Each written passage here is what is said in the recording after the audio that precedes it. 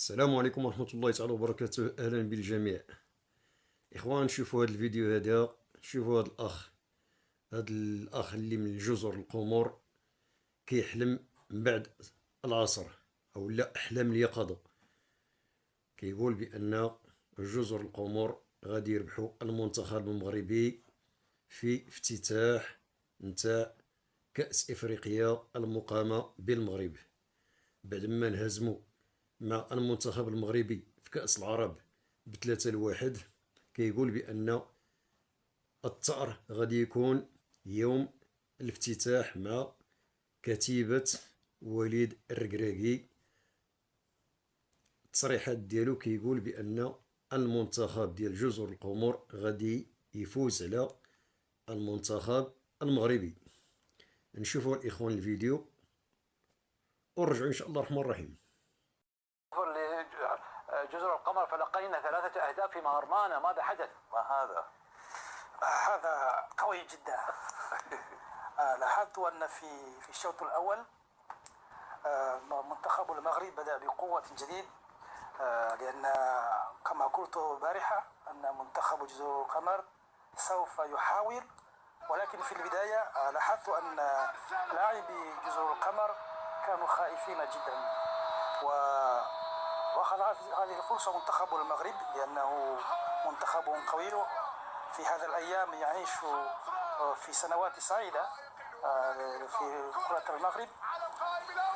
ولكن 3 أهداف هذا قوي جدا، وحاول منتخب جزر القمر أن يعود في المباراة بعد هدفين، ولكن لا يكفي لأن منتخب المغرب لاحظ في المباراة الماضية بين منتخب فلسطين ومنتخب قطر، ولاحظ أن منتخب فلسطين قد فاز أمام منتخب قطر، فمنتخب المغرب يريد أن يفوز في هذه المباراة لكي يبدو أنه يبقى قوي جدا، وفاز في الشوط الأول. يريد أن يستفرد بعضلاته أمامكم. نعم. ولكن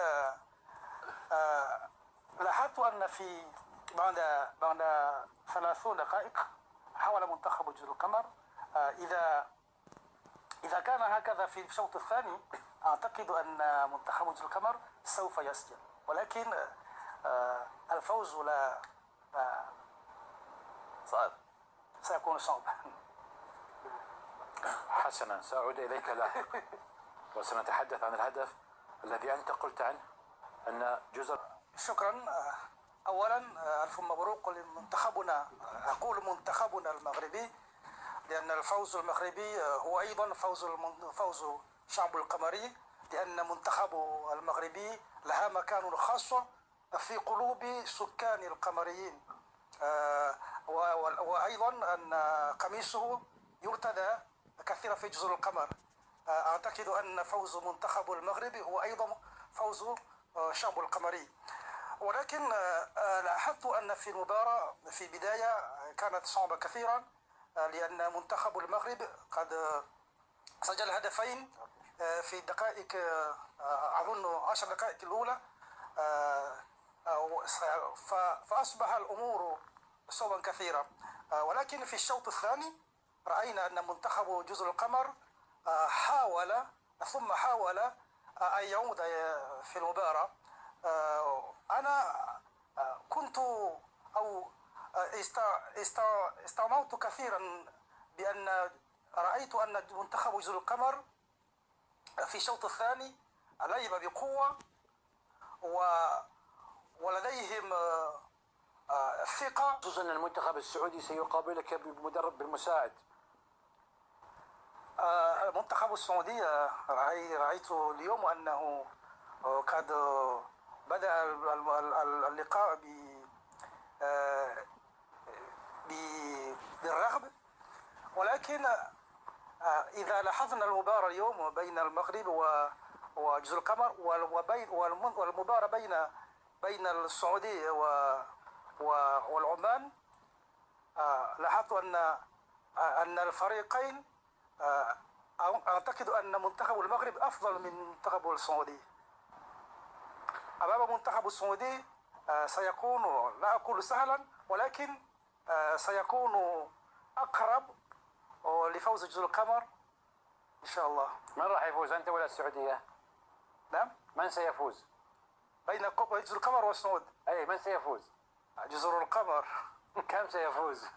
كم؟ والله طموح واجد. 2. ولكن أريد أن أنا بعض الكلمات الأخي الكريم. اليوم فاز منتخب المغرب، ولكن لا تنسى أن في الأمم الإفريقية في الكرة في الكأس الأمم الإفريقية المنتخب الافتتاح سيكون أيضا بين منتخب جزر القمر ومنتخب المغرب، وهكذا الفوز لمنتخب جزر القمر. ستفوزون على وليد الركراكي. سيفوز منتخب جزر القمر في الرباط. منتخبكم جزر القمر سيفوز على كتيبة وليد الركراكي في مركب الأمير مولى عبد الله يوم 21 ديسمبر. نعم، في افتتاح. نعم. أنت متأكد؟